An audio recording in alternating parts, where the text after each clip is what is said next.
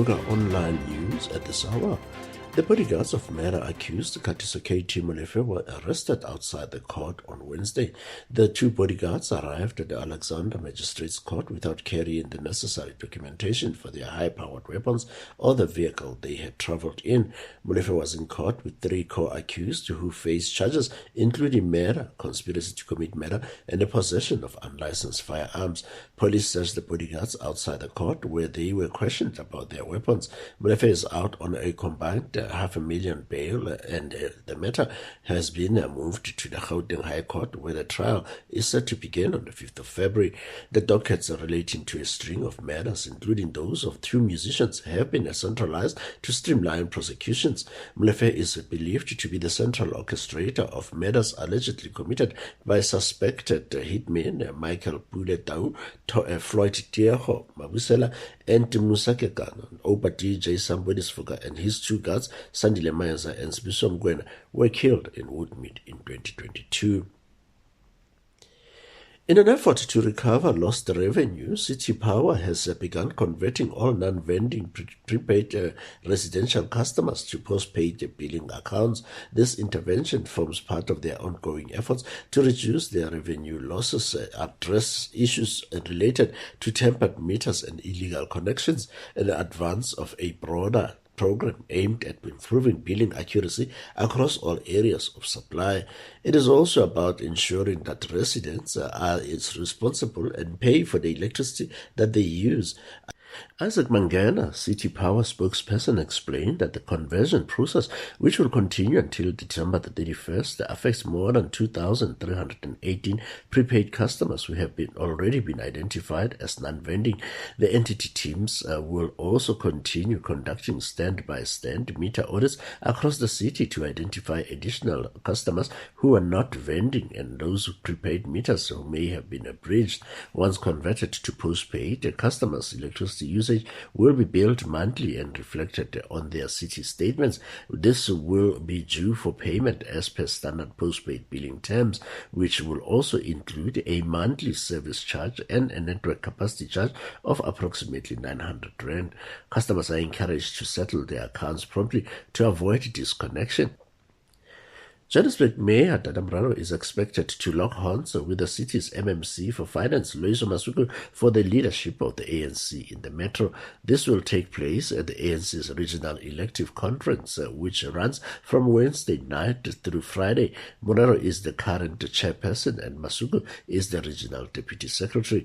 Both the candidates have been on the ground trying to convince branches that they are the right people to take the ANC in Johannesburg to the municipal elections next year.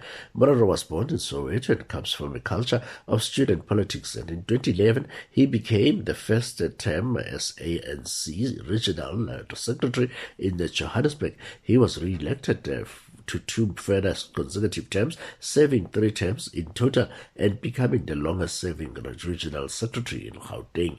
Mraro was elected the chairperson of his party in 2022. He led the ANC at a time when coalition politics had already taken over the administration of Johannesburg. Masuku also began her activism in student politics. She has served in different structures of the ANC, including the ANC Youth League and the ANC Women's League. She is the wife of former Health MEC Pandile Masuku. Masuku was born in the Eastern Cape but has become an influential figure in Johannesburg's regional politics. She has held various roles in government, including the city of Ekurhuleni and the Gauteng government under Premier Nomvula Mkonyane, and is currently the finance MMC for the city of Johannesburg. If she does get elected, she would become the first female ANC mayor of Johannesburg. The United Nations deplored Wednesday an intensifying crackdown on the opposition and media in Uganda ahead of next month's general elections, urging impartial investigations into alleged arbitrary arrests and appearances of what they call torture.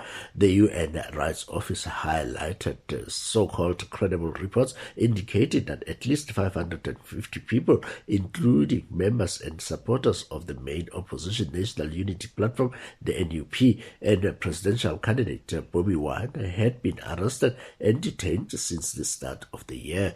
More than 300 of them had been arrested since the campaigning began in September ahead of the January 15 presidential vote as President Yoweri Museveni seeks to extend his 40-year rule.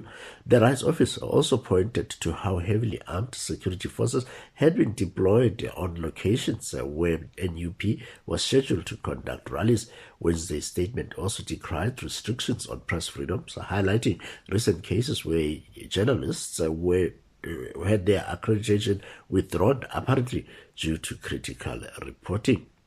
And dozens of journalists were also assaulted or had their equipment confiscated or damaged by security operatives during a parliamentary by-election in Kawempe North constituency in March, it said. Sports. Opening batter Aidan Makrama paved the way for the Proteas on Wednesday as they held their nerve to end a narrow 4-wicket victory over India with 4 balls to spare in the second one-day international in Raipur. And with the South African team chasing 359 runs to win, Makran shared 101 runs with the Proteas campaign Themba Bavuma, captain runner, who made 46 of 48 for the second wicket. It was the highest successful run chase against India in an ODI match. The third and final ODI between South Africa and India will be played in Visakhapatnam on Saturday. And American Johannes Veerman is back at Sun City this week to try to defend the Nedbank Golf Challenge and title he won in surprising fashion last year, and he can expect plenty of the competition from a number of golfers, including a bunch of South Africans. For this and other sports news, tune in to Vuka Sports Hour every weekday at 3 p.m. In your weather, Pretoria will be cloudy and warm, temperature highs of 23 degrees. Johannesburg, cloudy and cool, temperature highs of 21 degrees and extensive thunder showers. Cape Town, cloudy and hot, temperature highs of 34 degrees. And Durban, cloudy and warm, temperature highs of 23 degrees with scattered thunder showers. Bloemfontein, cloudy and hot, temperature highs of 28 degrees and extensive thunder showers. Polokwane, cloudy and cool, temperature highs of 22 degrees with scattered thunder showers. Uppington, sunny and extremely hot, temperature highs of 37 degrees. Port Elizabeth, sunny and warm, temperature highs of 24 degrees, and East London, cloudy and warm, temperature highs of 24 degrees. For Vuka Online Radio News, I am Mungas Makalima.